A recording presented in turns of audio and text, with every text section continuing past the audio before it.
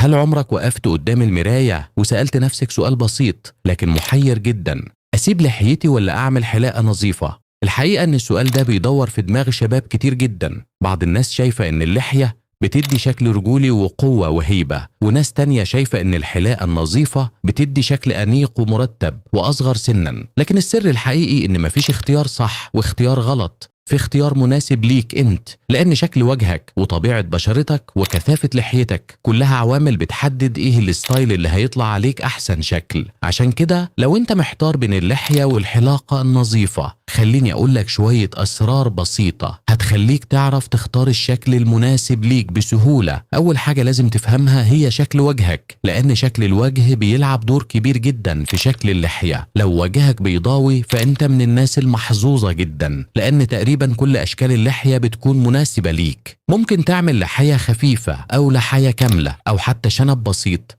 وغالبا كلهم هيبقوا مناسبين لشكل وشك، لان الوجه البيضاوي متوازن بطبيعته. اما لو وجهك مدور فالافضل انك تختار لحية تخلي الوجه يبان اطول شوية، يعني مثلا تخلي اللحية اطول من تحت وتكون اقصر من الجنبين، لان ده بيدي احساس ان الوجه اطول وبيكسر الشكل الدائري. ولو وجهك مربع فده معناه ان عندك خط فك قوي وواضح، وده شكل رجولي جدا. وعشان كده اللحية القصيرة او الخفيفة بتكون مناسبة جدا ليك، لانها بتبرز شكل الفك بدل ما تخفيه. اما لو وجهك على شكل قلب، يعني الجبهة اعرض من الذقن، فالافضل تختار لحية خفيفة او ظل لحية بسيط علشان توازن شكل الوجه. ولو وجهك مستطيل فغالبا اللحية الكاملة بتكون اختيار ممتاز، لأنها بتدي امتلاء للوجه وبتخلي شكله متوازن أكتر. لكن شكل الوجه مش هو العامل الوحيد، في عامل مهم جدا ناس كتير ما بتاخدش بالها منه، وهو لون البشرة وكثافة الشعر. لو بشرتك فاتحة ولحيتك غامقة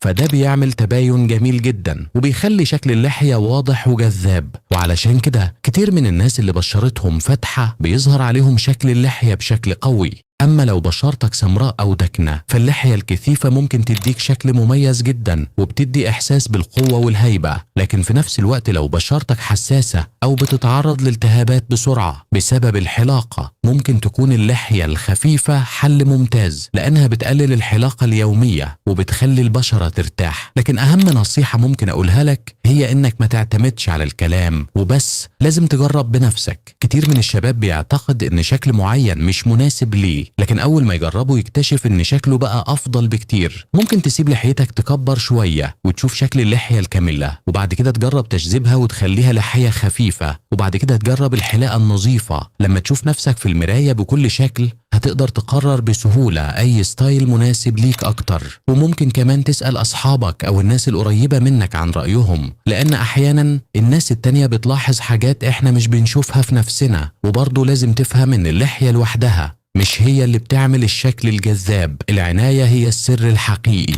لو قررت تربي لحيتك لازم تهتم بيها، يعني تشذبها بانتظام علشان ما تبقاش شكلها عشوائي، وتحافظ على نظافتها وتستخدم زيت أو مرطب للحية علشان شكلها يفضل مرتب وناعم. أما لو اخترت الحلاقة النظيفة فبرضه لازم تهتم ببشرتك، استخدم جل أو فوم حلاقة كويس علشان يحمي بشرتك، وبعد الحلاقة استخدم مرطب أو كريم بعد الحلاقة علشان يقلل التهيج ويخلي بشرتك ناعمة. التفاصيل الصغيرة دي هي اللي بتفرق بين شكل عادي وشكل أنيق فعلا. وفي النهاية لازم تعرف إن الجاذبية الحقيقية مش في اللحية ولا في الحلاقة النظيفة، الجاذبية الحقيقية في الثقة بالنفس. ممكن شخص بلحية بسيطة يكون شكله جذاب جدا لأنه واثق من نفسه، وممكن شخص بحلاقة نظيفة يكون أنيق جدا لأنه مهتم بنفسه. أهم حاجة إنك تختار الشكل اللي يخليك مرتاح وواثق. لما تبص لنفسك في المراية جرب، غير، واكتشف الستايل اللي يناسبك، لأن في النهاية كل واحد ليه الشكل اللي يميزه عن غيره. ولو سألتني أنا هقولك حاجة واحدة بس، سواء اخترت لحية أو حلاقة نظيفة، أهم حاجة إنك تهتم بنفسك وتبتسم، لأن الابتسامة دايما بتخلي أي ستايل يبان أحسن،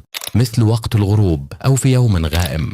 هذا الضوء يعطي ظلالا طبيعية ويجعل لون البشرة متوازنا. تأكد أيضا من إيقاف كل الفلاتر وأوضاع التجميل وميزة ال HDR القوية. اجعل الصورة بسيطة